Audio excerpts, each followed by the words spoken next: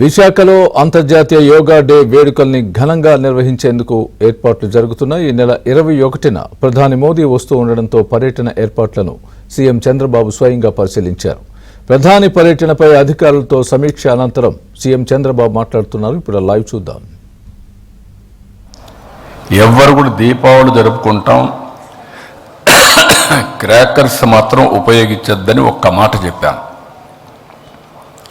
ఒక్క క్రాకర్ కూడా ఉపయోగించలేదంటే అది ఇక్కడుండే క్రమశిక్షణ, సామాజిక బాధ్యత. అలాంటి ఒక హిస్టారికల్ సిటీలో రాబోయే 5 రోజుల్లో ఒక హిస్టారికల్ ఈవెంట్కు నాంది పలుకుతున్నాం. 11వ సంవత్సరం అంటే 10 సంవత్సరాలు పూర్తి చేసుకొని 11వ సంవత్సరం ఇంటర్నేషనల్ యోగా డేకి నాంది పలుకుతున్నాం. ఇటీవల కాలంలో నేను ప్రధానమంత్రి గారిని కలిసినప్పుడు వారు ఒకటి ఆఫర్ చేశారు. 10 సంవత్సరాలైంది యోగా డే జరుపుకుంటున్నాం, విశాఖపట్నం అనువైన ప్రదేశం, అక్కడ మీరు చేయగలుగుతారంటే హ్యాపీగా చేస్తామని చెప్పి నేను ఆమోదించాను. ఎందుకంటే మొట్టమొదటిసారిగా ప్రధానమంత్రి గారు యోగాని గుర్తించడమే కాకుండా యుఎన్ కన్విన్స్ చేసి, యునైటెడ్ నేషన్స్ కన్విన్స్ చేసి యోగా డేని ప్రపంచమంతా కూడా జరుపుకునే విధంగా కార్యక్రమానికి శ్రీకారం చుట్టారు. అప్పటి నుంచి 10 సంవత్సరాలు ప్రమోట్ చేశారు.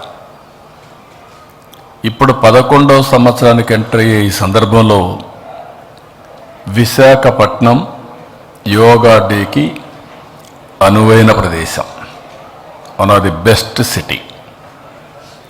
ఒక పక్క ఆర్కే బీచ్ నుంచి భోగాపురం వరకు ఇండియాలోనే ఇలాంటి ప్లేస్ ఎక్కడా ఉండదు. అలాంటి సుందరమైన నగరం, మంచి నగరం. అలాంటి నగరంలో అంతర్జాతీయ యోగా దినోత్సవం జరుపుకోవడం మనందరికి కూడా ఒక అదృష్టం. భవిష్యత్తులో యోగా అనేది అందరి జీవితాల్లో భాగం కావాలి, వే ఆఫ్ లైఫ్ కావాలి. ఈరోజు రోజుకు పోటీ ప్రపంచంలో పరిగెత్తున్నాం, టెక్నాలజీ ఏజ్లో బిజీ అయిపోయాం. ఈ టెక్నాలజీలో అయితే సెల్ ఫోన్ లేకపోతే, సెల్ ఫోన్ చూడలేకపోతే ఉండే పరిస్థితి లేదు. ఇవన్నీ కూడా టెన్షన్స్. అదే సమయంలో అనేక విధాలుగా ఆరోగ్య సమస్యలు వచ్చే ఈ సమయంలో దీనికి సరైన మార్గం ప్రివెంట్ హెల్త్కి yoga. There is no second thoughts. ఇది వారు చెప్పిన వెంటనే నేను ఒక 40 రోజుల నుంచి ఏం చేయాలని ఆలోచించాం. 1 మంత్ ఒక ప్రోగ్రాం ఇచ్చాం. ఆ ప్రోగ్రామ్ అని ఒక క్రమశిక్షణ ప్రకారం రాష్ట్రం మొత్తం అమలు చేయడానికి ముందుకు పోయాం. ఈరోజు మీరు చూస్తే ఇంతవరకు చరిత్రలో ఎప్పుడూ జరగలేదు. ఒక్క విశాఖపట్నంలో 5 లక్షల మంది యోగా చేయడానికి ఒక వేదికగా ఎంపిక చేసుకున్నాం. సింగిల్ లొకేషన్, 3 లక్షల కంటే ఎక్కువ సింగిల్ లొకేషన్లో ఉంటుంది. విశాఖపట్నం మొత్తం 5 లక్షల మంది యోగా చేయబోతున్నారు. అదే సమయంలో రాష్ట్రం మొత్తం ప్రధానమంత్రి గారు ఒక పిలిపించి దేశమంతా 1 లక్ష లొకేషన్స్లో యోగా కండక్ట్ చేయాలంటే ఆంధ్రప్రదేశ్లోని 1 లక్ష లొకేషన్లో మన యోగా కండక్ట్ చేసే పరిస్థితికి వచ్చాం.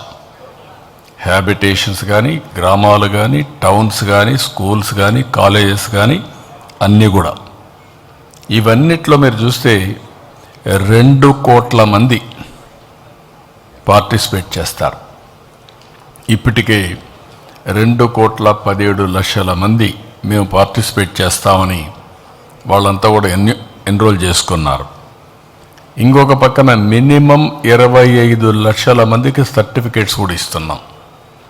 3 రోజులు పార్టిసిపేట్ చేస్తే వాళ్ళకి సర్టిఫికేట్స్ వస్తాయి.